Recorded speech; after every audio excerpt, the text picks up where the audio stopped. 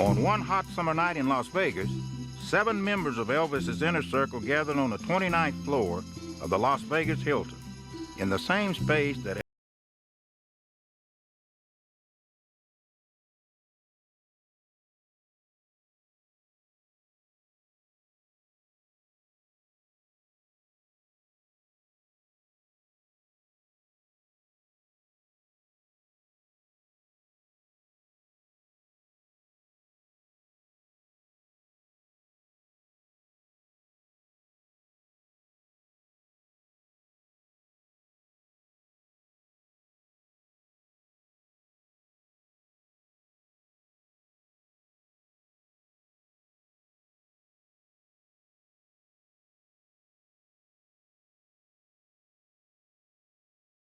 So you were about the closest guy with him, so. Well, I wouldn't say that, but I mean, I think he liked you, in spite of your personality. But we're all very, very lucky. yes, it's very true. And I can't believe I did every job with dye his hair. That's one thing I never did do. And I never knew he was a blonde until he did one movie, and I saw him as a blonde. And Tom says, that's his real color. Yeah, follow that dream. Yeah. That's what it was. Follow that dream. I was at the O'Hare Field when he came in. I was head of security then. And Parker called me, he said, they're coming in on Delta Airlines. Do I know anybody at O'Hare Field? Because they're going out on Continental. I said, I don't know a soul. He says, well, you're head of security. You better check things out. So I called O'Hare Field for head of security. I said, Elvis Presley's coming in. Can you do something about Elvis not going through the crowds? He says, we can't do anything for anybody. I said, well, sir, you better get 100 anti-frame ushers and 200 cops. He said, why? I said, sir, you're going to have a riot. He says, you're kidding. I said, no. He says, who are you? I said, I'm Al Dvorin, head of security. I didn't know what I was talking about.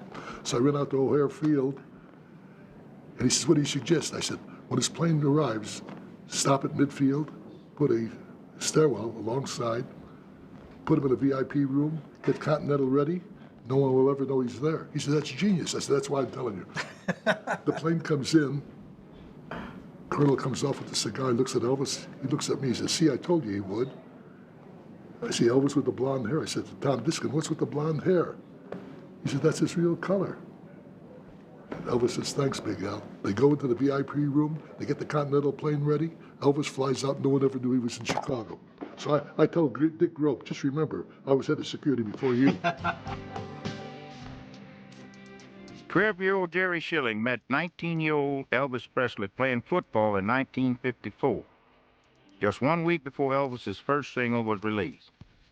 They remained the closest of friends throughout Elvis's entire life. What are you talking about, Mr. Schilling. Hey, Al. Good to see you. Hey, Good to see you, Jerry. How you doing, buddy? I'm doing good. Good. Okay, for this, I'm gonna have to have a drink here. Okay, good. Where's the There's glasses? glass right here. Right here. Yeah, thanks, Al. Well, I expect a big tip for this. Remember when Elvis wouldn't allow us to have booze in the house? I remember. Yeah. That You know that, Al? You reminds me didn't even know that, Al. Oh. No. In Graceland, never no booze. booze in any of the houses. No booze. I'll tell you, as we all know, being around Elvis was great, but sometimes you wanted to get away, right? Of course. So this was, after our engagements, all you guys were out somewhere, and I was the guy up here at the suite. So I said, Elvis, let's go down and hit those tables. That was, remember our thing, let's go hit the tables, knowing he's not gonna do it. And he said, okay. So Elvis and I go down to the blackjack table. We start playing, and then some people came around, so security came, and we played a little bit. You know, you were the big gambler, Joe. There's something wrong with this picture. I go with Joe and Elvis. Joe would have a stack of chips this big. Elvis would have 2 little chips. He bet $20. Yeah. $20 a hand. So anyway, $20. anyway, we leave there. Remember the little bar by the The hooker bar. yeah, but we didn't know that. We didn't know that. It was a little bar. We go over there. My naive buddies. And you know, we're talking Elvis doesn't drink, right? So we go there, and it's like, I don't know, it's the Righteous Brothers or somebody playing in the lounge, and all these people would come out, and we knew some of them, and they'd buy us a drink. And Elvis and I had to be polite. We'd have a drink. Bill Medley came out, bought us a drink, some of the comedians. Man, I've tried to be responsible, so I said, you know, Elvis, it's 2 or 3 in the morning. I said, we better go.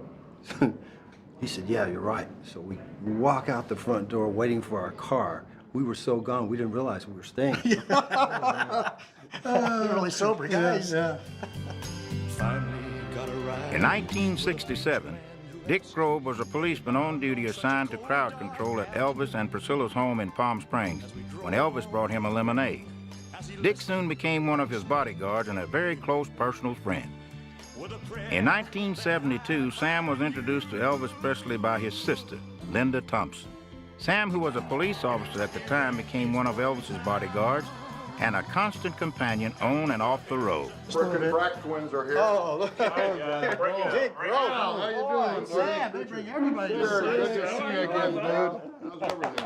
Hey, How's the it going? judge. How you been, bud? I'm good, man. Hello, Judge Al. not, right? Lest you be judged, Al. That's right. That's Yeah, there right. you My go. handle gets tight once in a while, Sam. How you guys all doing? Doing great. Just do it anybody can. Joe's just wrapping up Oh, the anybody story. can. You guys will be interested. Is Wrap this up here that for me, story, or Joe. were you expecting me, or what? Yeah, it's yours. Al, anyway, Al, so what happens is, so he said, Elvis, we got to find some chicks. He said, okay, how are we going to do it? I said, let's go down to the casino, play a little blackjack, and then all of a sudden the crowd will start coming around. So that's what we did. We go down there, play, and all of a sudden there's so many people around. I said, we used to troll Elvis for girls, you know. And we walk up, 10, 15 girls up in the suite, have a party all night. Nothing wrong So it was with that. great. No, it was great. Elvis loved it too. You know what, the funny bit though with Elvis, first time and only time I ever see Elvis go to a nightclub where they had a comic was with Shecky Green in St. Louis at the Chase Club. We were doing a tour in 1957, played Chicago, St. Louis, Fort Wayne, Detroit, Buffalo, Toronto, Ottawa, and Philadelphia. And in St. Louis, Shecky Green was there, and Elvis liked Shecky. We went down to the club. Shecky threw all of his material away. The whole show was Elvis and the Colonel. And the audience, they roared. And they respected Elvis being there. He had a great time. This guy has the history, man. Oh, he does. Great. The Colonel, Elvis, the beginning. Charles Stone worked directly with the Colonel to produce Elvis's shows. Part of the TCB Gang, he traveled with Elvis and took part in the conversation and camaraderie on board the Lisa Marie. Charlie. Hey, Charlie, how you doing? Good to see you, dude. The outlaws Good to see you, dude. are here now, man. The best advanced man in the world. right. Jerry, how are you? With advances, Charlie. That's There you great. go. Elvis has. Left the building. Thank you. Good night. There you go. Sam, how you doing, buddy? man? Good to see you. Oh, You remember that, this is Charlie? amazing. Anyway, Elvis was sitting there playing, and Glenn Campbell walked over and started dealing, Yeah. and the place stopped. All the gambling stopped. Finally, the casino people, the Hilton people came over and said, hey, would you guys take Elvis upstairs? We ain't making no money down here now. Of course. Because it stopped the whole thing. man. Exactly. Absolutely, yeah. That's It's like when we went down that time to play blackjack and Red Fox came over. Remember that? Oh, yeah. He took yeah. the gold chain off of his neck and presented Elvis this great gift with a little gold box there with a little spoon on it, and we all thought, uh-oh. Loanne Parker met the Colonel at a dinner party at a Las Vegas hotel where she worked as a secretary. Loanne later became the Colonel's wife and a loved and respected member of Elvis's TCB Gang. This is the first time that Loanne has appeared on camera to talk about her life with Elvis and the Colonel. Oh, good to see you. Hi. Oh, this is great. You look the same. Glenn, Oh. thank you for putting up with my friends. Hi.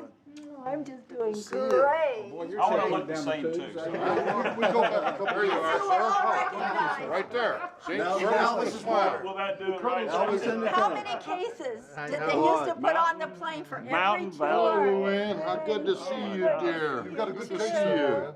man. Yeah, he's got a good queso. Remember Charlie? Yes, you know. I never will forget. Remember, Joe, when the tours, when the tours would get bad, our colonel knew we were spending too much and we wanted to cut down. That's every day. And we couldn't drink the Mountain Valley water. That's Cut right. down the Mountain Valley water. That was a big blow.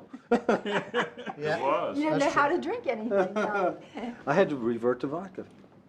Oh, I remember what a sacrifice that was, actually. I lived through that. Geez, how long has it been since we've all been together at one time? 7 It's a years. long Think time. about it. Yeah. A long It's time. been a long time. Probably Colonel's memorial service. Yeah. Memorial service. Yeah. Last It's time 7 we were all years, right, together. Loanne? Has that been 7 years? Has it been since 7 It years? will passed be away? 8 years in January. Okay. Since he passed That was the away. last time I think everybody. Last time I saw you. Like all another together. lifetime Last time I for saw us, you. know? The colonel had a great line. We'd go ahead for this security, and we'd set up, and we'd go out and we'd contract with private security, the police department, and we'd hire all these people for ingress and egress and security. And, you know, we report to the colonel, and these officers are going to cost us so much money. But, Colonel, I got great news. We got those officers that are volunteering. They're going to work for free. Colonel would take his cigar out of his mouth and say, "How much is free going to cost me?" And he was always right.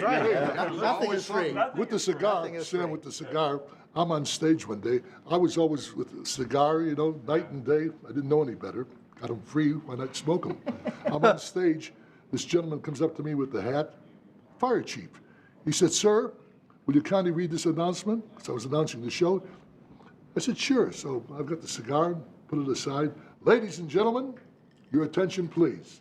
The fire chief requests that there's to be no smoking in the arena whatsoever." I took my ice. You've got a great cigar story with the colonel. Oh, yeah. You should. You guys, I know you. One of the first, when I first started working with the colonel, I had to drive him from Vegas to Palm Springs. When in Texas, we don't Done that have many times. what you call gully washers, or what is it? Washers. You know what I'm talking about? yeah, Where the from road those. does that? Right. Well, I'm clipping along and doing 80 miles an hour, and I hit one of those, and it bottoms out. Colonel chomps his cigar right half in two. The lit part falls in his lap, and I'm thinking, I'm fired. That's all I could think was, I'm history. Well, he shakes it off, picks it up. You might want to just slow down a bit, and that was all he ever said about it. But I He told him, chomped it right. I mean, it bottomed out. but that's that old back way through Searchlight they used Exactly. to go. And the thing that saved him was they were leaving Vegas after a tour and going to Palm Springs. They'd going the other way, then That would over. have been too much. I loved when the colonel was busy with a group of, say, 6 lawyers or 8 lawyers. And the lawyer would say, one of the lawyers would say, "Colonel, it's probably none of my business, but," and the colonel said, "Well, if it's none of your business, why are you asking?"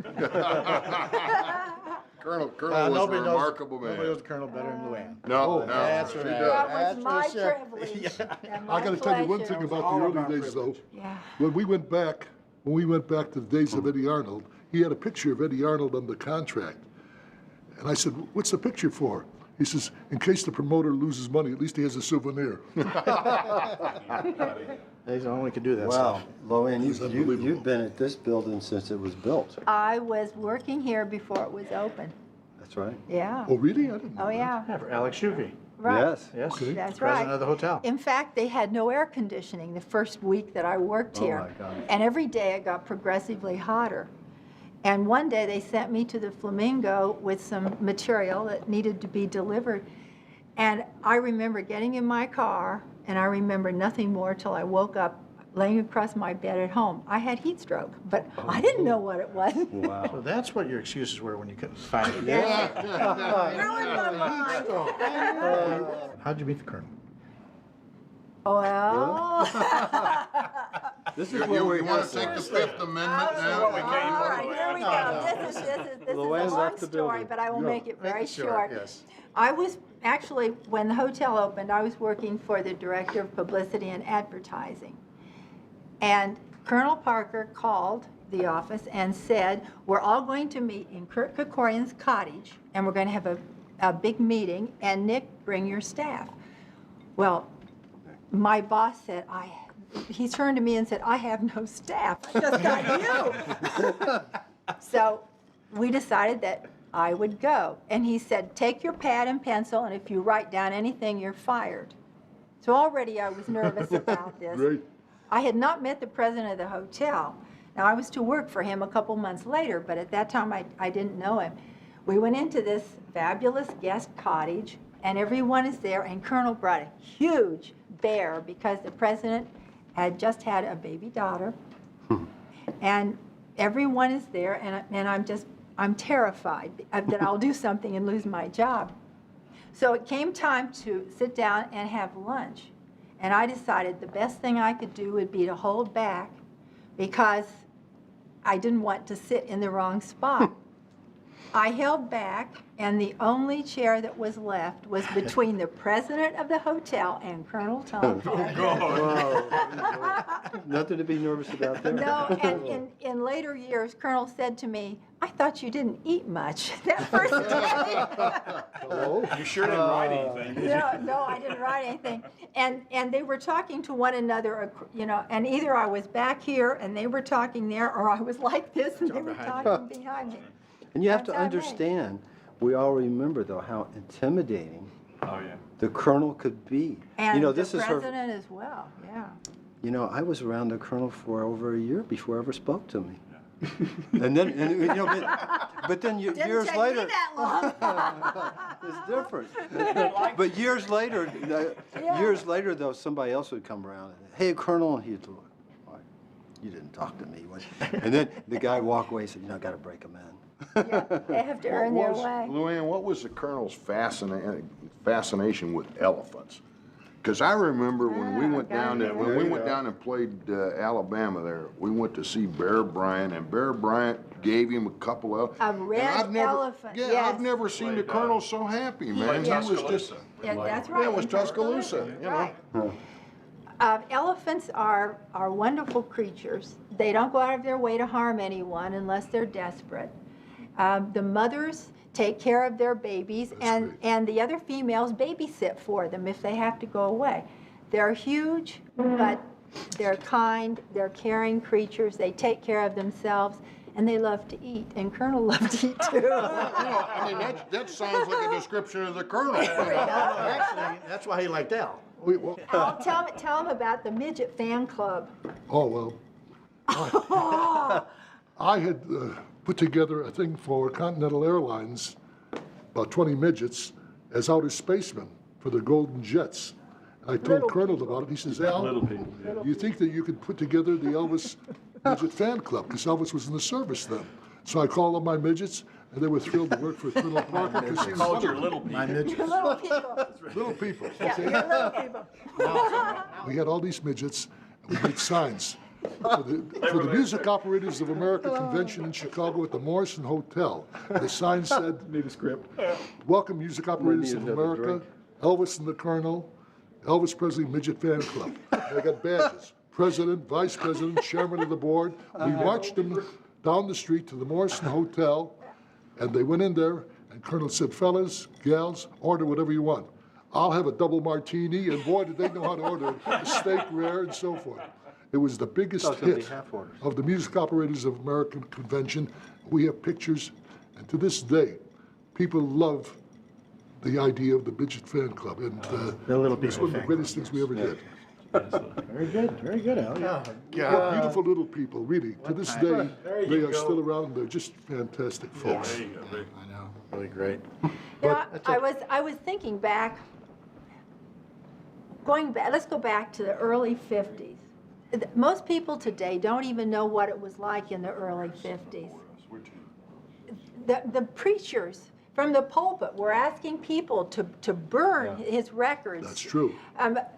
And today, you see Elvis Presley, and no one thinks that he had any serious moves at all compared to what it was. And you know what, Loanne? It sounds like folklore, you know? Yeah, I know. But it was really true. I It mean, was people, really the true. politicians and the religious leaders felt threatened. That's And right. even the adults, because, you know, it was exciting music. It was music that had been kind of kept in the background or whatever. It was a real threat.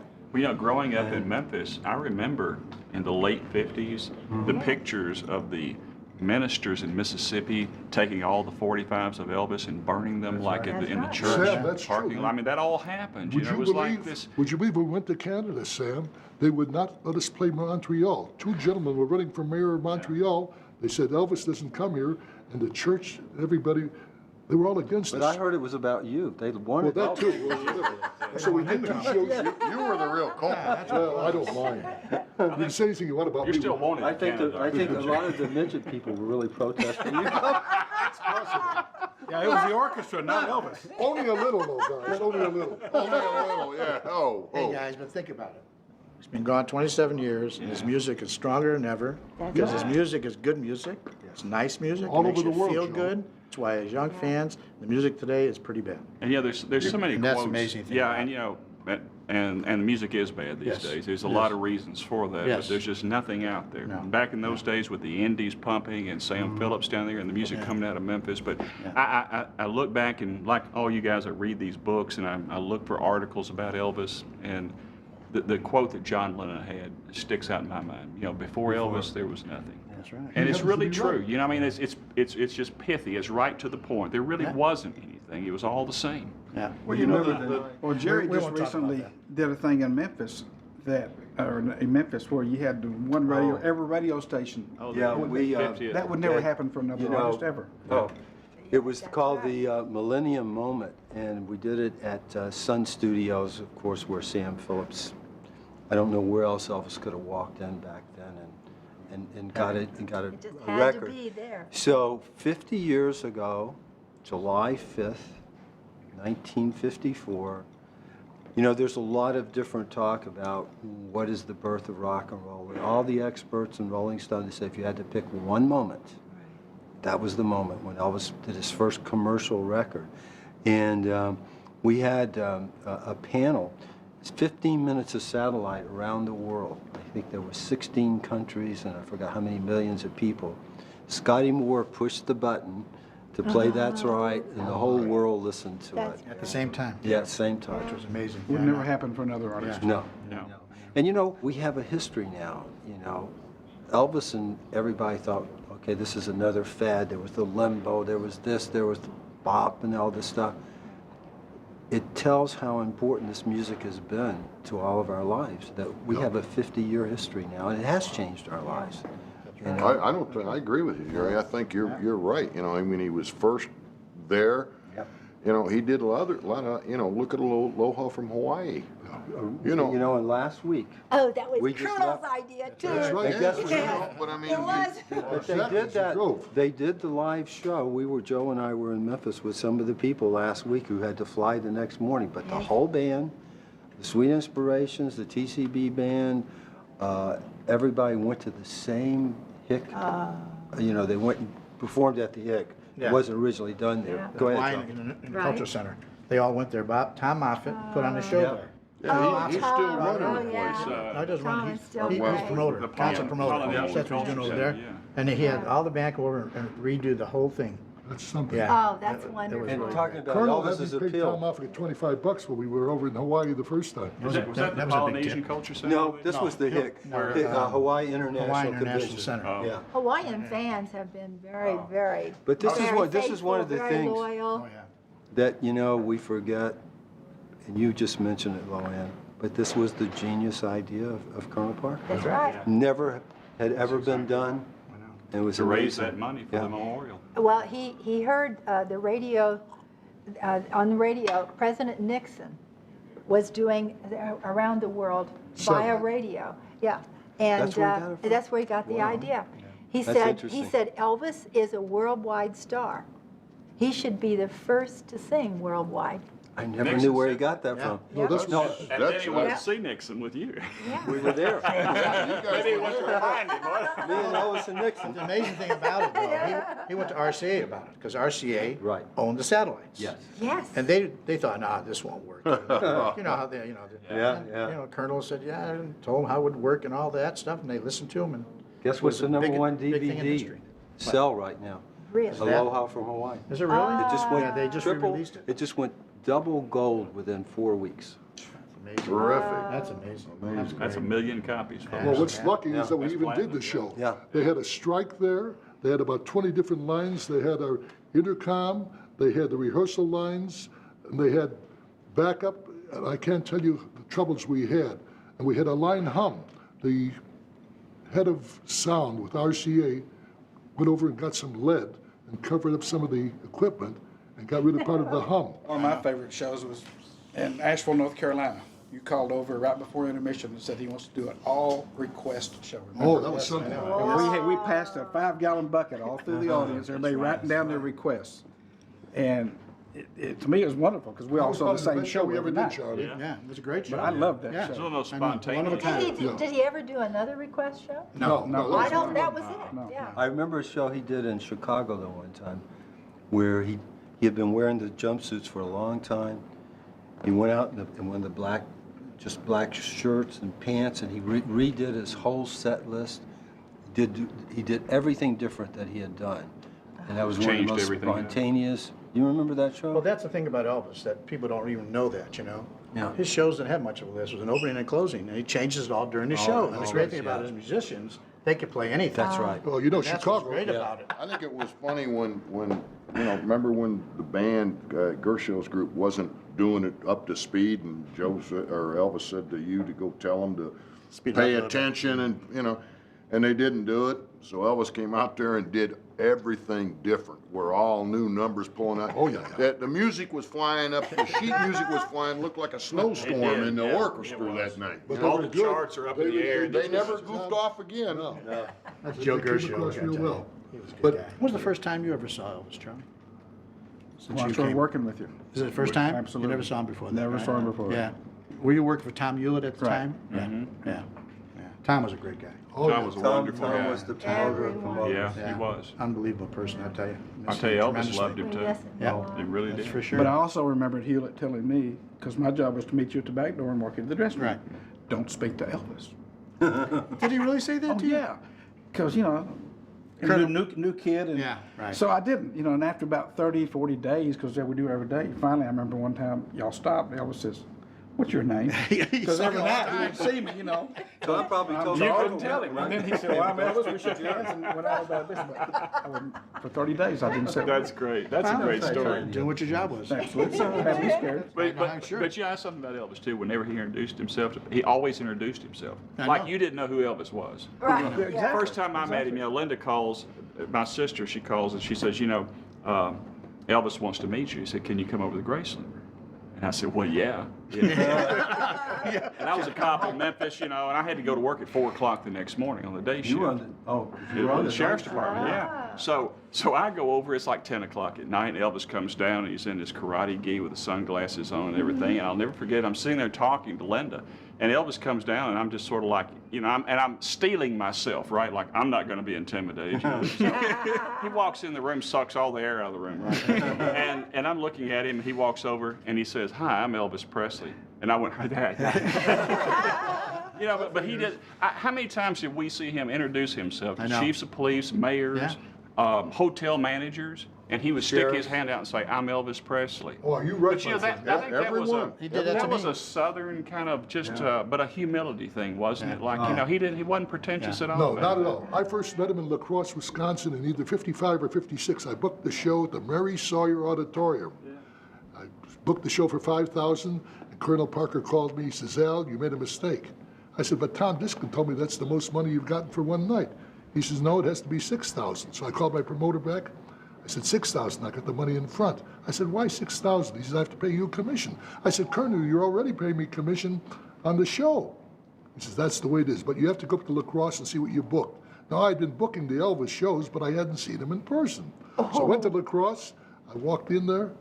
Elvis says, nice to meet you, sir. I'm Elvis. Like he said to you, when I saw his vocal ability, his relation with the audience, he could have started a new religion. This man was something I had never seen before. It was a thrill for me, yes. Very true. Well, you think in the early 70s particularly, I mean, we were playing at a different level. I mean, we really were in terms of the venues we played and the audiences, the sellouts. I was standing downstairs at the Hilton tonight waiting for you guys to get here. 837 sold out shows. I mean, it's incredible when you think about how many sold out performances. Everywhere we went, we sold the venue out. Yep. Were you with us on New Year's Eve? In Pontiac, Michigan. Pontiac, Yeah. Michigan.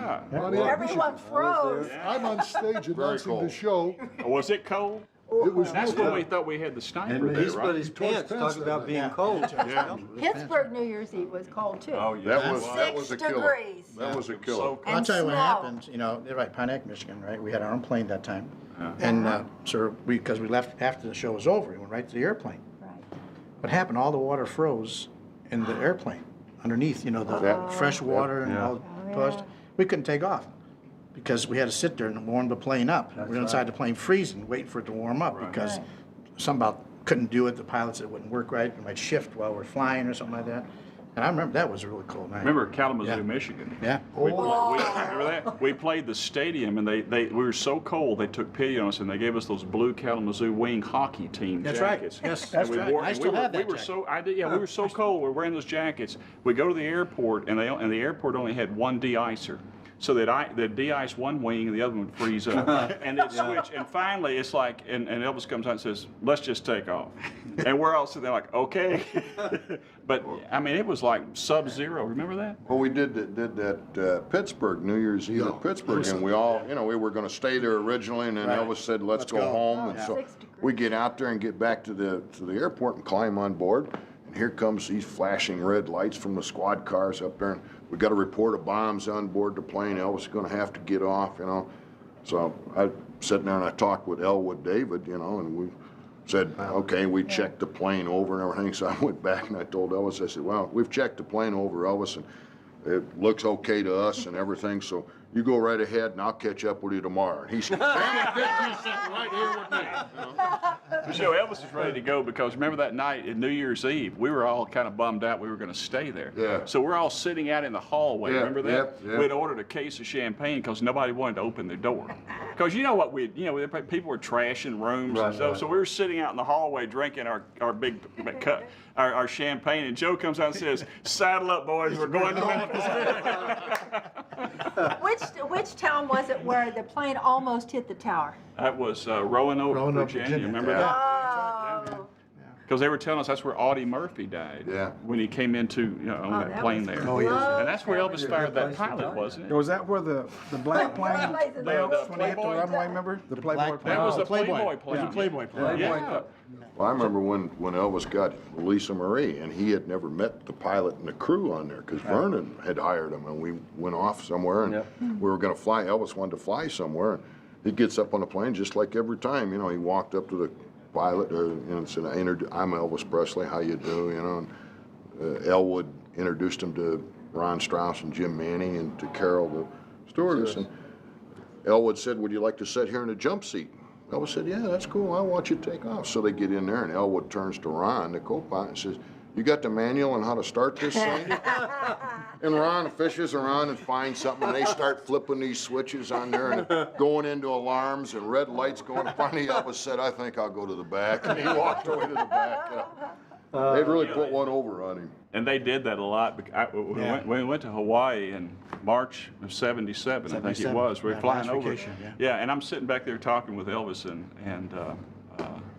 Ginger, I think it was at that time. And we're sitting back just visiting. And Elwood walks back, Elwood David, and he says, we're taking bets out here about what time we reach the point of no return. And Elvis says, Yeah, we better let him know that's the pilot. yeah, and he said, yeah, by the way, he's the pilot, yeah. So It's and not one of basically, the first Blues thing I'm Brothers. thinking is who's flying the plane, right? But he says, what do you mean by that? He says, well, there's a certain point that we get to where we don't have enough fuel to get back, and we don't have enough. We got to actually hit the island in the middle of the ocean. And Elvis's eyes got like the size of grapefruits, and I went, oh. They were good at that. Oh, I Elwood, loved the it. pilot, the crew, That was a played great jokes. crew. They fit Yeah. right in with the group. Yeah, They they were really great did. personalities. They were fun days. Oh, yes. I mean, our sense of humor I still kept us like the going. Playboy jet. Jerry Ford- How about Starship One? It was a DC-9, just so you remember. It wasn't 727? No, Oh, DC-9, DC-9. 2 inches on the back, Oh, you're right. DC-9. You're right. Just let you know, because I Yeah. want you to make Hey, it look no. bad. Has Listen. to be accuracy, right? Joe's all about accuracy. No. No. I'm all about Playboys.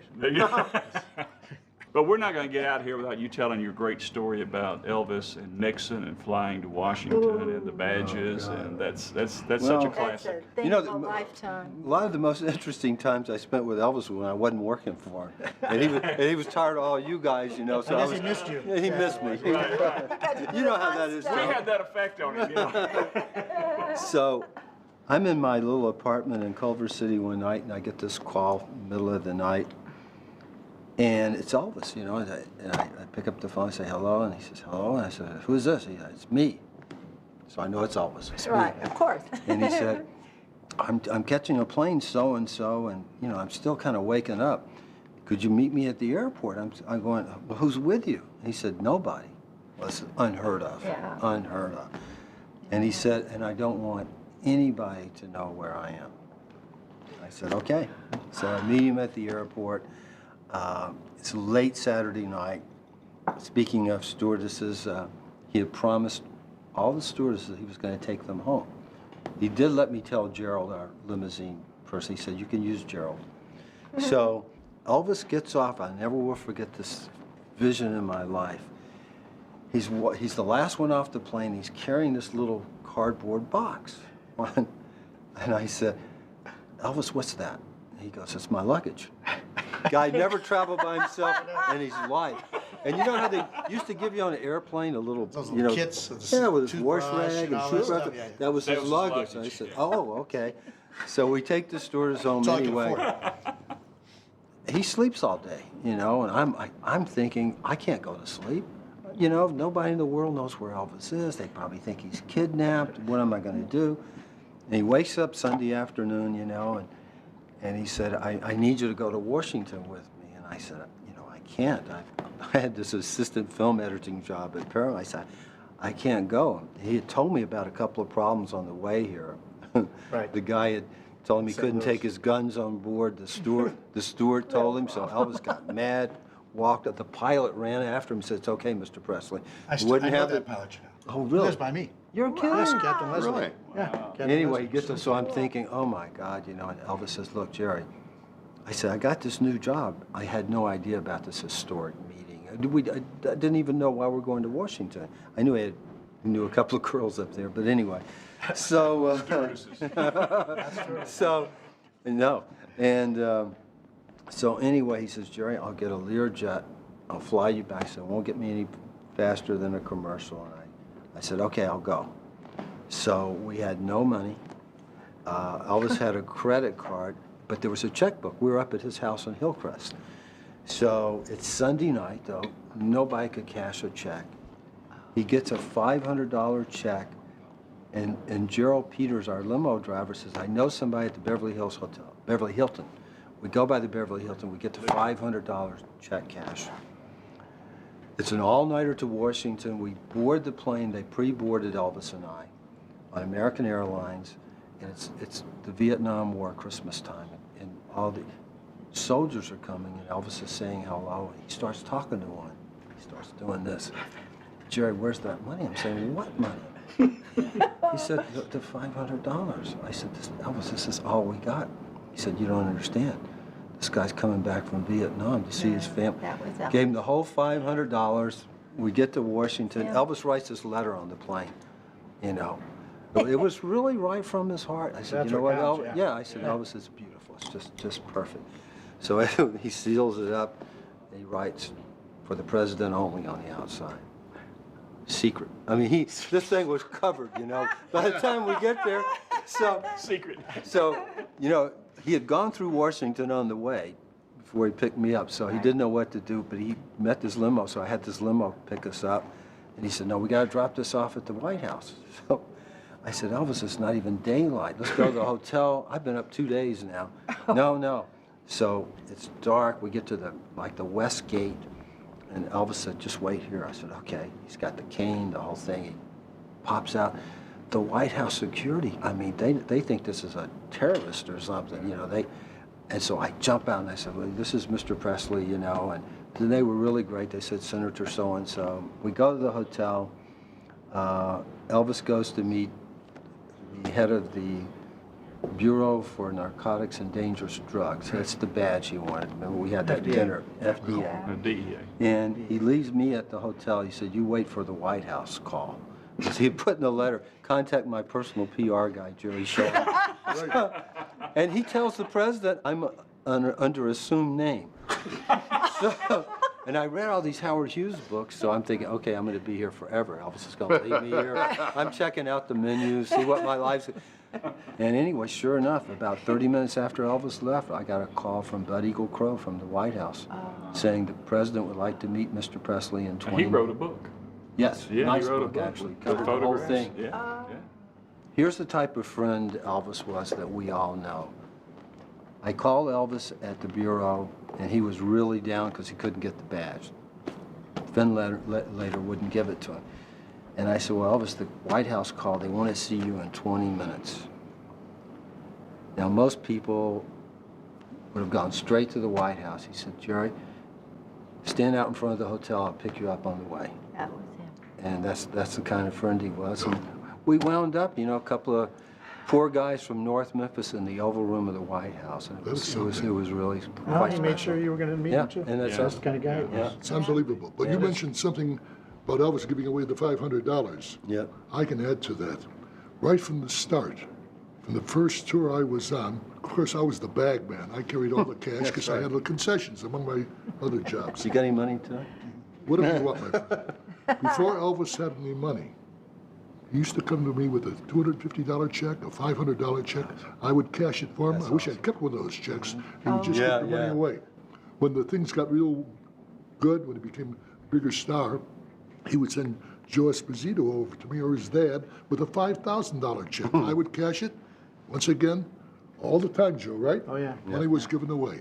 That's the right. kind of guy Yeah. Elvis was. Yeah, well, money He wasn't reminded important me to of him. that, though. No, Money was not important to him. No.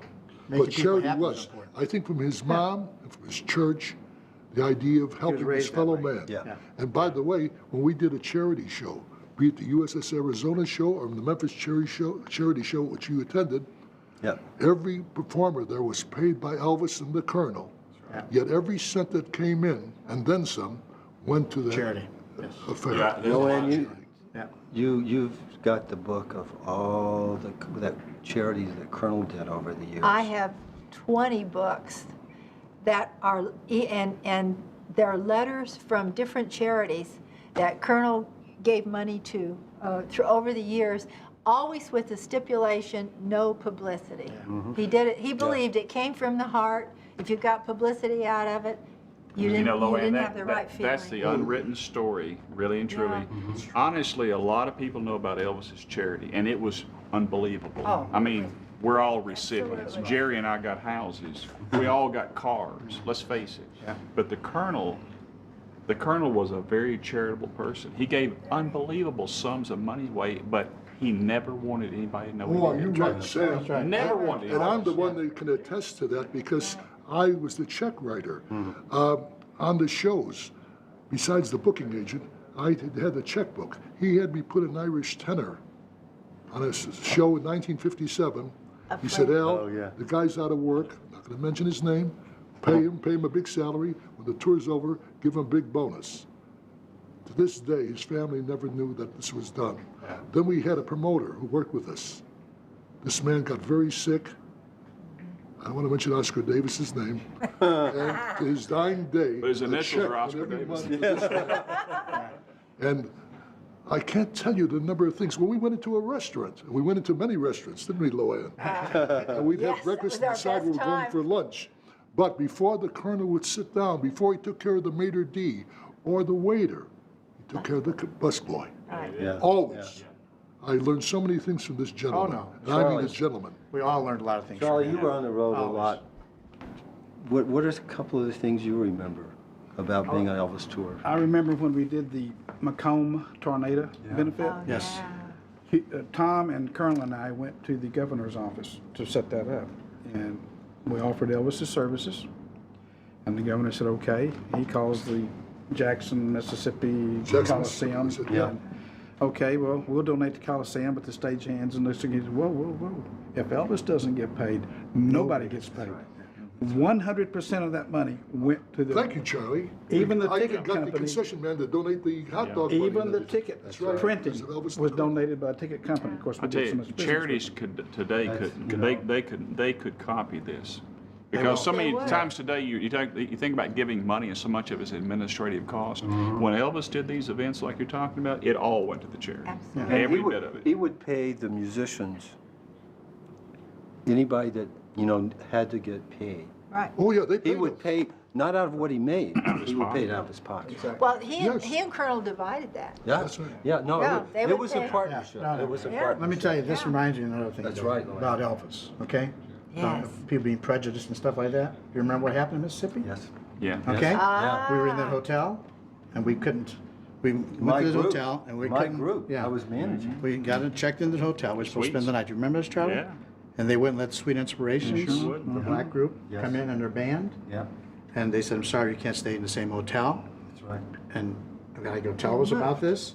Elvis said, okay, we're out of here. We're not Yep. staying here. That's right. We all left the city. And it was like that, too. Just like that. We all loaded up and left Good because of point. that. Because that's a Joe, point Joe, that people good don't point. realize that That's about true. Elvis. Right. You know, he's not a Yeah, he prejudiced forgot about guy that story. whatsoever. Great. Yeah. Yeah, No, so I that's a mean, great that's- story, Joe. That's a lot of things people don't realize. No. You know, I think something else nobody realizes, and I guarantee you has never been done before. At the first of every tour, he would bring me a check for 10 tickets for every show. Yes, I was right. just thinking Elvis about We that. pay for bought lunch, yeah. tickets Yeah. to Give his away. own show. Yes. No There were comps. There were no comps. No No comps. comps. Ever, That's right. ever. I was just thinking Very about true. that. Right. I was just thinking And about nobody, that. people still don't believe that to this day. I You know got to tell you what? a I great didn't story. believe I it. just thought of. I saw him signing the check one time, Yeah. and I went, "Oh my God, this is really this is." And Elvis literally paid for a ticket for his bodyguards, his Oh, no, road everybody, manager, yeah. Himself. and himself, the whole show. That reminds me of tour stuff. Colonel Parker, such a genius this man is. I tell people this, they can't believe it. You know, we did the tours, Alan, and you couldn't see from back. The back were always empty seats and things like that because you couldn't see Elvis because the audience That's was the right. audience. I remember one time, The blind people. Elvis, we did a show, and all these people behind us in the back, right? Right. And Elvis, you know, Elvis plays a show. He goes around. He goes to everybody, you know. Right. And he goes down to the back, and show was over. He comes over. He says, "Joe," he says, "it's a really strange show tonight." He says, "You know." He says, "I went to the back, and the people weren't reacting or anything like that." I said, "Well, Elvis, I'll tell you a story." Colonel Parker went to these blind homes Yeah. and invited all of them to come to Elvis's show That is to the true. concert. So they could Unobstructed hear the seats. concert, and they filled in all those seats. He says, those people couldn't see you. Didn't know I was there. Only Colonel Parker's the only man in the world that ever That did was, that. that was funny though, That's how because smart. Elvis I mean, would be amazing. back there and he'd throw a scarf out and it just fluttered to the floor. That's what I mean.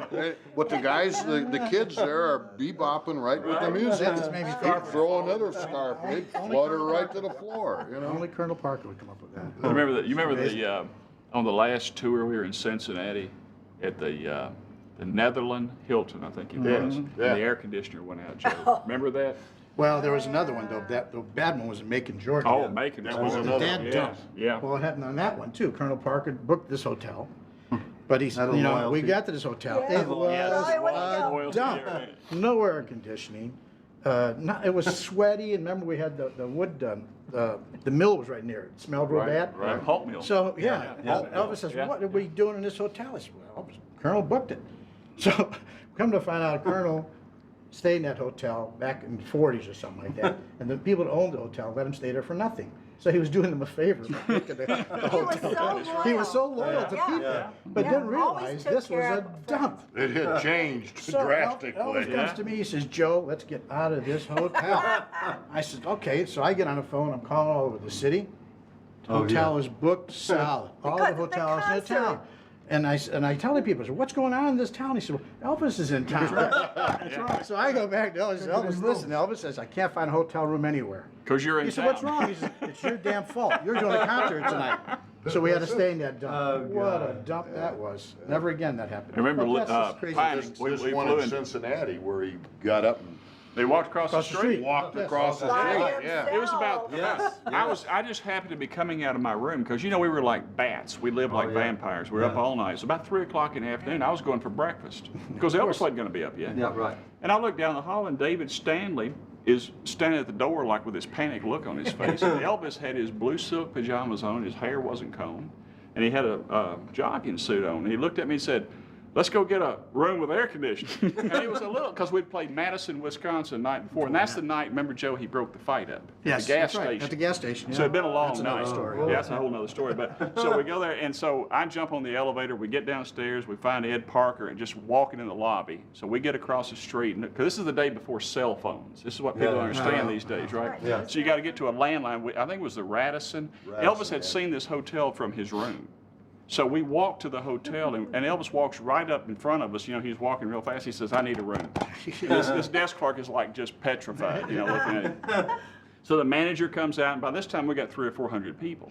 And the Reds were playing the LA Dodgers. They were in town, and there wasn't a room to be had. So we go to the manager's office, and we're like, it's like Fort Apache back there. There's only one way out.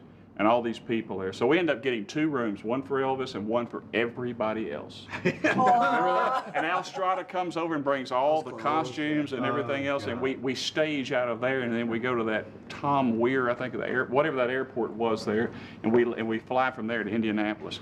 And I remember calling ahead at the Stouffer in Indianapolis and said, listen guys, the last thing you want to do is not have your air conditioner running. When we got there to that hotel, you could see your breath and the sweat. It was the coldest hotel I've ever been in my life. When I did all that stuff, you know, no one ever believed me, Sam. When I said, ladies and gentlemen, Elvis has left the building. They didn't believe me. They sat there for another 2 hours.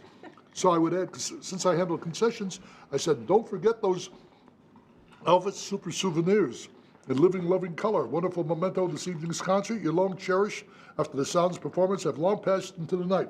In tantalizing Texas Tam, yellow rose gold, baby blue bonnet blue, noting Southern Mansion white, one to a customer unless you want more. And they bought That's it. a line I remember. One to a customer unless you want more. And they bought it. Sometimes we made more after the show than we did during the show. Did he ever do encores? Never. I never knew he did No, an no. encore ever. No. From the Maybe in first the time early I days, worked- you think he did? No. That was No. class. No? Oh, I saw the. Oh, I Colonel saw had a- shows in '54. No, he never did. did. Colonel had a phrase which he and Elvis used. It's coming, it's here, it's gone. Yeah. That was it. Always leave them wanting more. Exactly. And that was the Colonel's message, really. Yeah. I mean, just, Right. yeah, plus Elvis delivered. He delivered a full show. You didn't need encores. That's right. You ought to tell some of these young guys doing imitations of Elvis today. They never know when to get off the stage. Right. That's true. That's true. Also, I'll tell if you he what, did an encore, I think we would have gotten trapped. Oh, I think so. yeah. You know, the band, Because they know people toward thought the the end of the show was show. still going. The band was ramping, Yeah. and Exactly. You know, we had the limos running and ready and waiting with the doors open. And if he had done encores, I think Jerry's right. I'm not sure some of those venues we wouldn't have. Your run out. security was the best. For the most man. part, You guys we handled got it in so and good. out pretty quick, quick. except for Madison Square I'll tell you what Garden. else on an encore, the police down front would have got killed. Yeah. yeah, They that's literally true, got Charlie. killed. I mean, it But was- Madison Square Garden, we didn't, because remember, we had to drive around and around and around down in the basement, and we came out and the door opened right beside where we, and all these people were out there. And that's the first time I'd ever been in that situation, and boy, people were pounding on the car, and Elvis said, you know, can we do anything about it? I said, we'll take care of it, so I went and got the sergeant in charge there, who also happened to be in charge of the mounted police. And the next night, next show, when we came out of there were 6 mounted horsemen on either side of the Seventh car. Cavalry.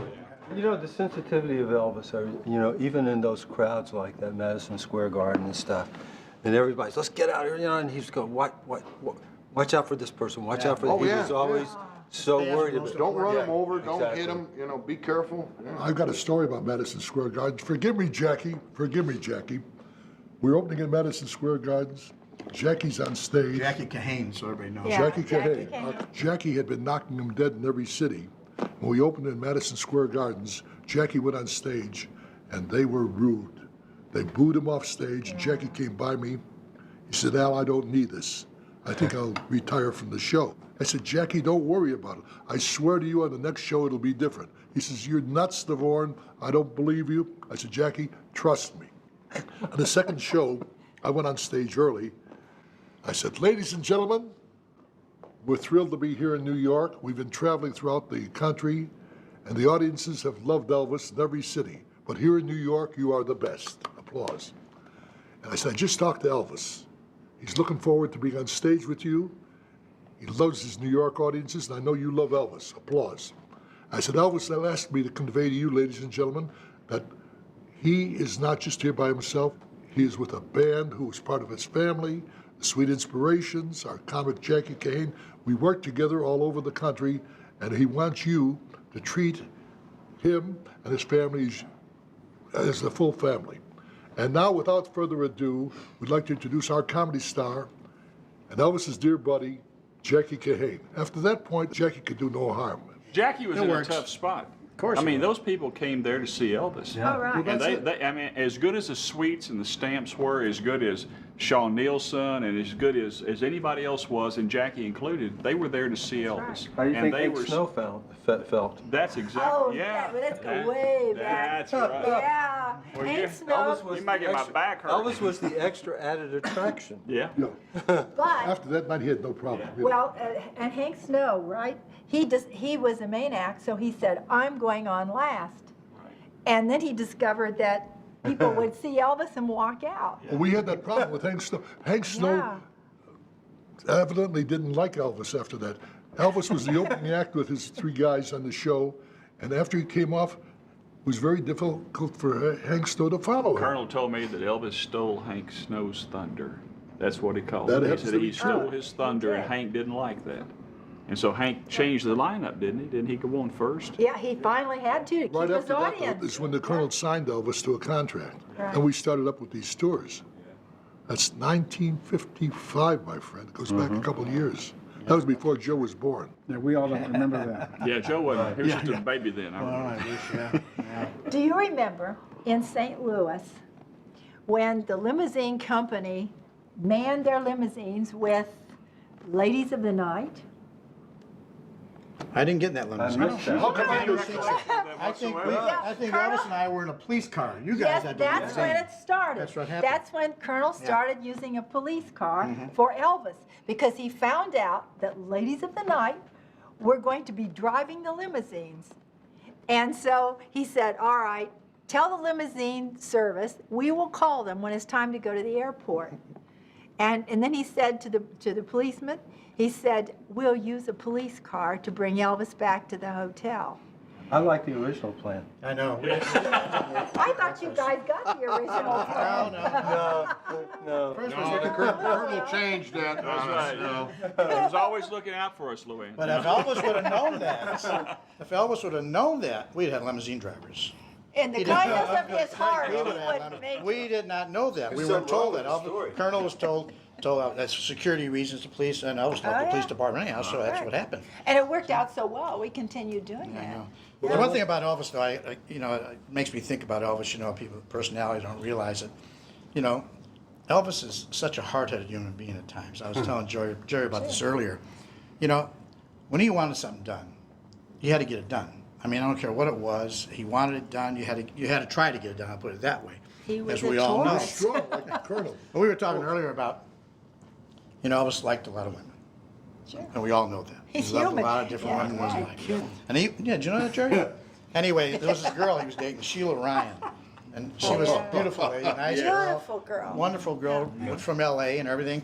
So we're on the road, we were on the East Coast sometime. So he says, Joe, call Sheila and have her meet us. I think we forgot where we were on the East Coast. Right.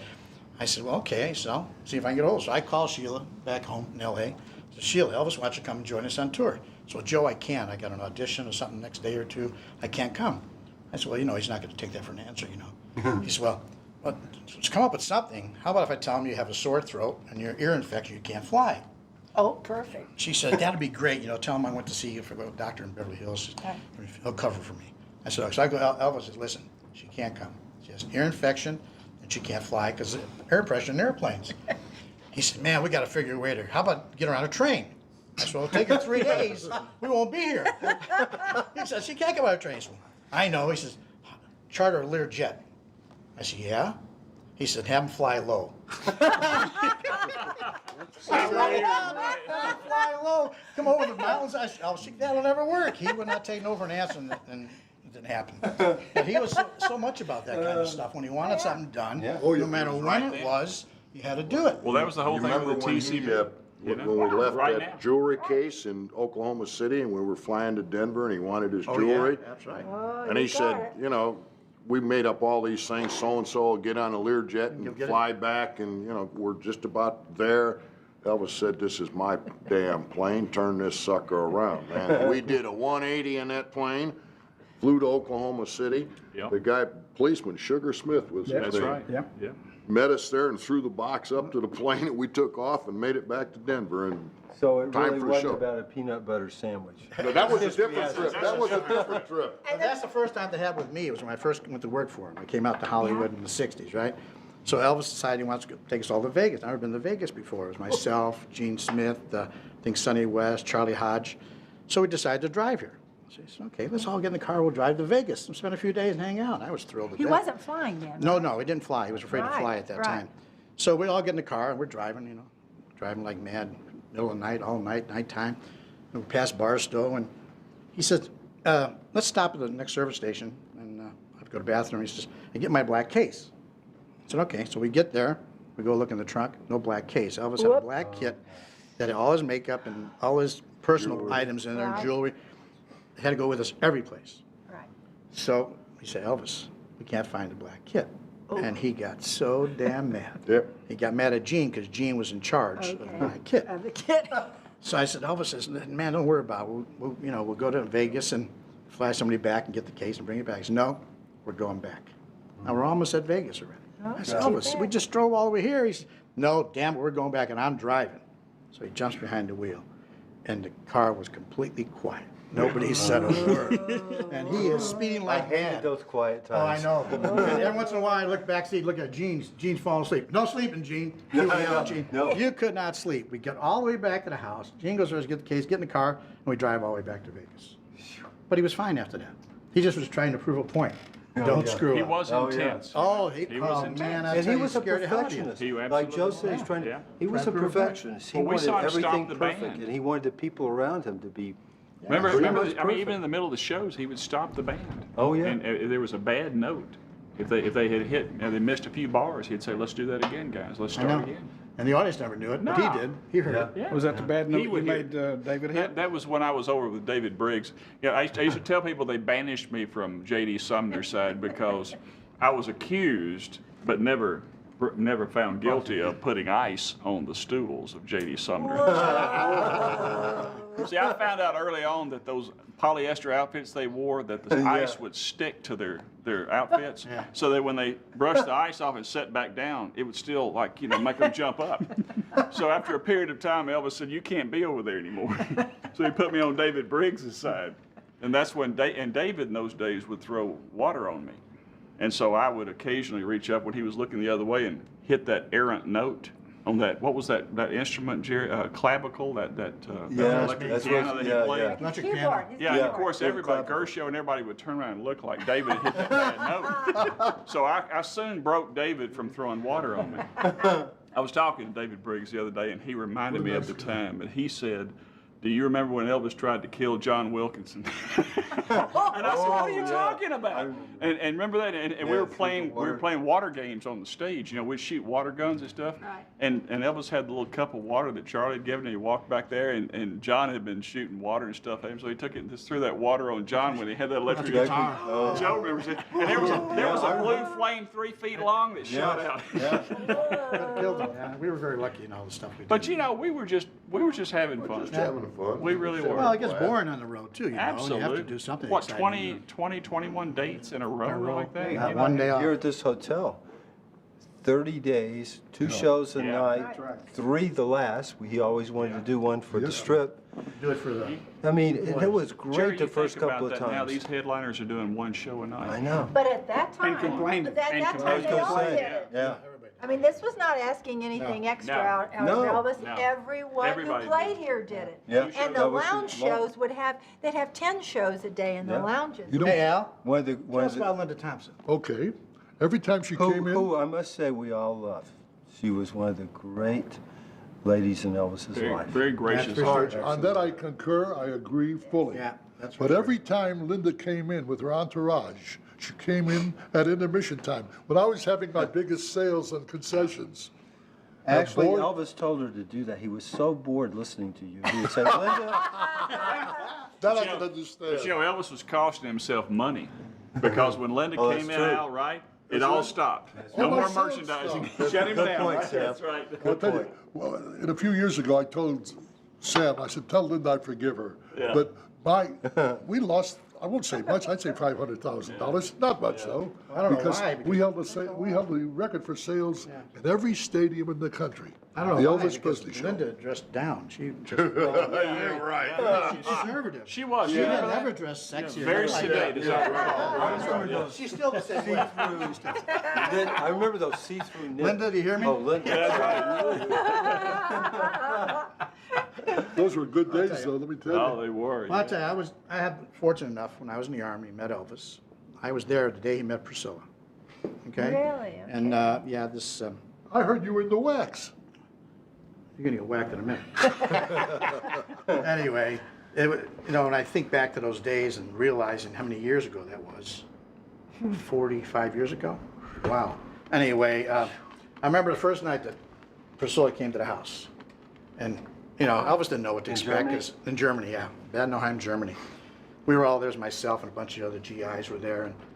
And Curry, what's his name, Curry Grant? Grant. Yeah, Curry Curry Grant. Grant, yeah. He brought her over there to meet Elvis.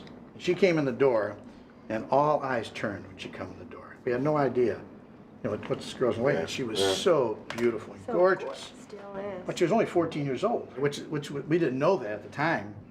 And just that, it was one of those things like we talked earlier about. Elvis walks up to her and introduces himself to her, right? Right. So so she was so nervous. She told me about this later on in life, how nervous she was. She didn't know what to say, and see a whole bunch of guys in the same room That's together. a lot at That's 14, scary for a that's 14-year-old right. girl, Yeah, scary for a 30-year-old. But Elvis knew that. He knew she was a little frightened. So he was very nice, gentleman, on, and takes her and they sit on the piano and start talking, just the two of them. We all backed away from her.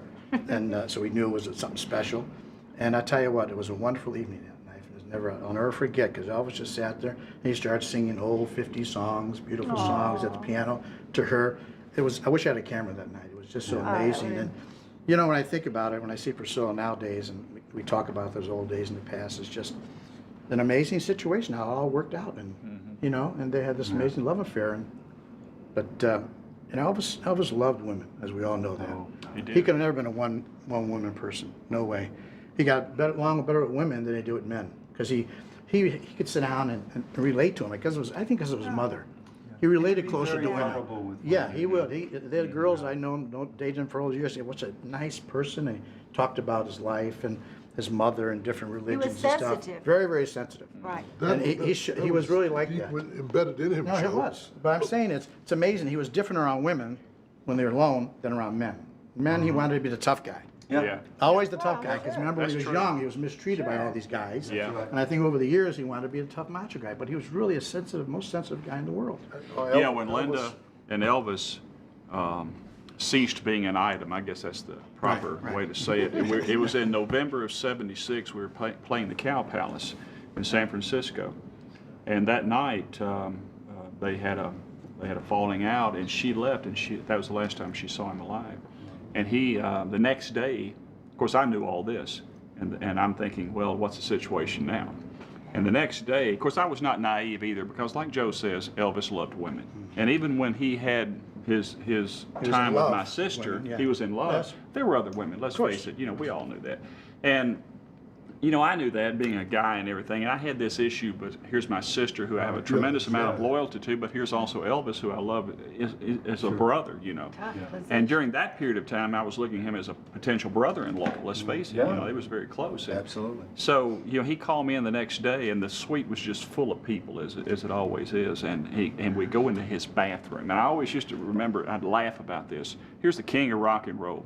And he's sitting on the toilet, and I'm sitting on the edge of the tub. And he's telling me that Hell of a conversation. it's a hell of a conversation. A little more than you want to know. But he's basically saying, look, I called you in here to tell you that, obviously Linda and I are no longer an item.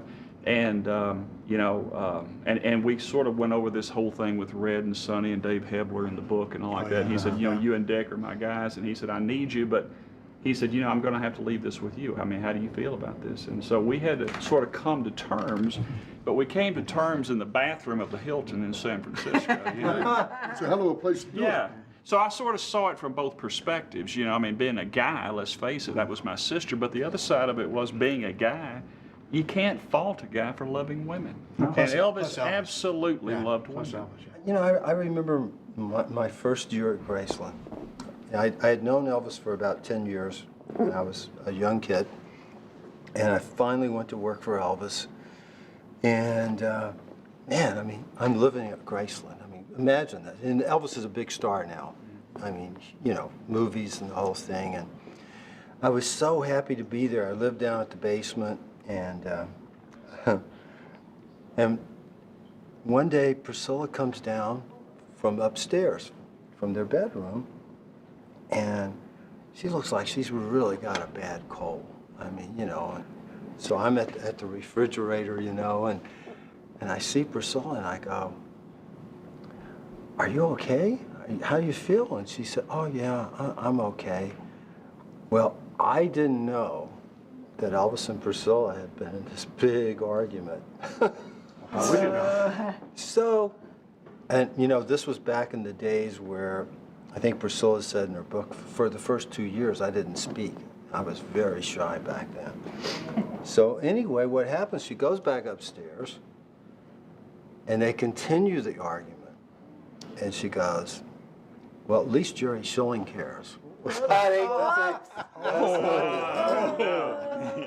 really needed that. That's not the thing to say. And Elvis had never, ever said a cross word to me.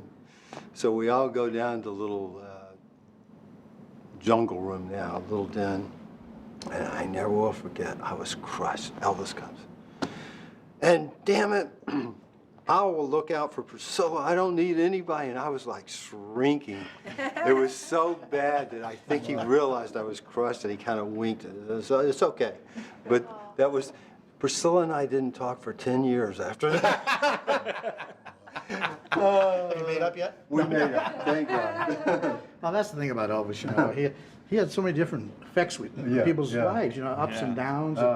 But the guy was just amazing, you know, let's face it. I He mean, was one of a kind, Joe. yeah, I mean, when I think now, you know, like you say, he's gone 27 years. I met him in 1959, and he changed my life completely. Like he's changed all our lives. Let's face it. I mean, I never thought I'd be in show business. A little kid from Chicago, all of a sudden I'm with the biggest star in the world, working for him, being on Hollywood, all the stars, and making movies.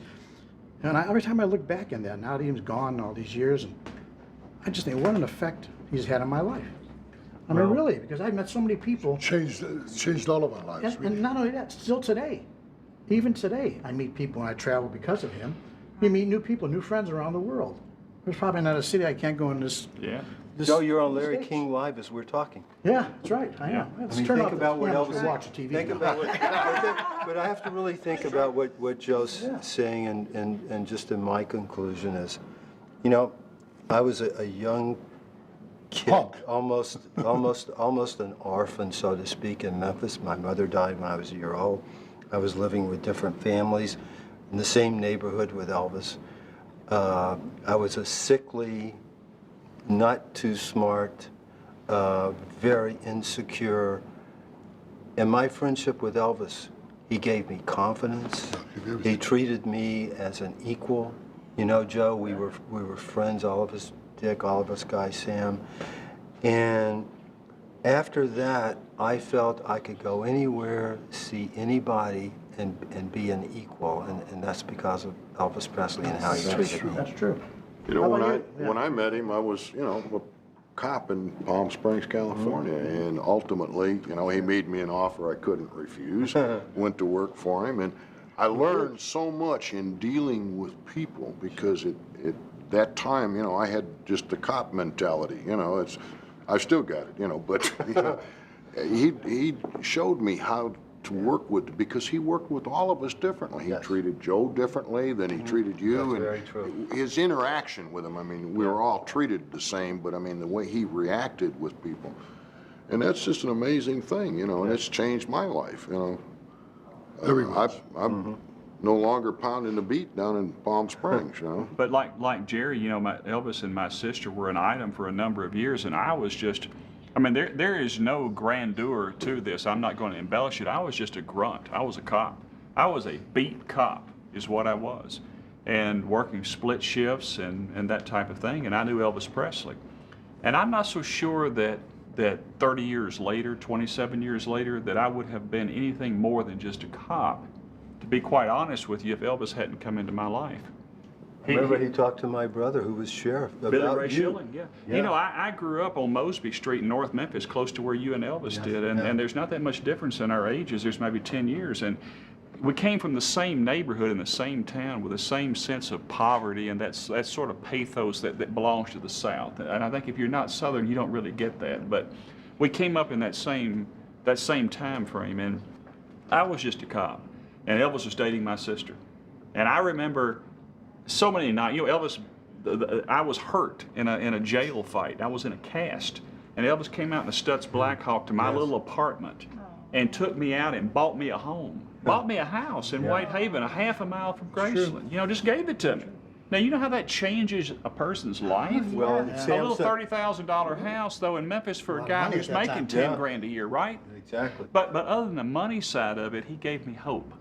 He sat and talked to me, and at night we would visit, and he would tell me, he said, you know, you need to be doing more than what you're doing. And you know, after Elvis died, I went back to the sheriff's department, and I was directing traffic one night, and the icicles were forming on my helmet, and I was thinking, you know, Elvis is right. I can do more than this. And when I got off the next morning, I went and I put my application in at the law school. And And became a judge. I became a this, judge. This man is a judge, and then well, by became the a way, mogul in the music and that's not business. necessarily all because of me, but people have to motivate people. People have to sort of build Exactly. fires Yeah. under people. And the one person I can really look at in my life and tell you that really showed me sort of that Horatio Alger rags to riches, that you can do it if you have enough desire, was Elvis Presley. Okay. Who came from the bottom to the top more than Elvis? right. You tell me There you that. go. That's the But you American also story. notice, all the guys around him, nobody came from a wealthy family. Nobody nothing. did. None of us did. Nobody whatsoever. You know, it's the only job I ever had that was never a job. I never looked at it as a job. I always looked forward to going to work, you know? Because it was Charlie, how did- just that I good can say the Colonel team was the best feeling. mentor I ever had. I got That's to tell true. you. Yeah, You guys here were with Elvis, but I that. was with the Colonel He when y'all were there. inspired He's us. the best mentor I could ever hope to do. And Loanne knows the I Colonel. cherish that. Oh, yeah. The Colonel wrote a letter to the State Bar Association in the state of Tennessee Wow. when I graduated from law school that I still have, and I hang that on my wall proud. He was so proud of you. I mean, that, you know, He said, talk about I the know Colonel. a The judge. Colonel taught me so much. Yeah, I mean, you know, but you think about it, I was 24 years old, and I was 28 when Elvis died. We were just kids. Yeah. You know, and here I have Yeah. Elvis Presley and Colonel Tom Parker. My God, let me tell you something, folks. If I can't get something from these guys, you know, I'm a pretty dim light, you know. Sam, I gotta tell you one thing. I was a booking agent and a musician, sitting in my goofy little office in Chicago. A guy named Tom Parker, and then later on Colonel Parker. We became friends, pushed me on the road, made me do every job on the Elvis show except dye his hair.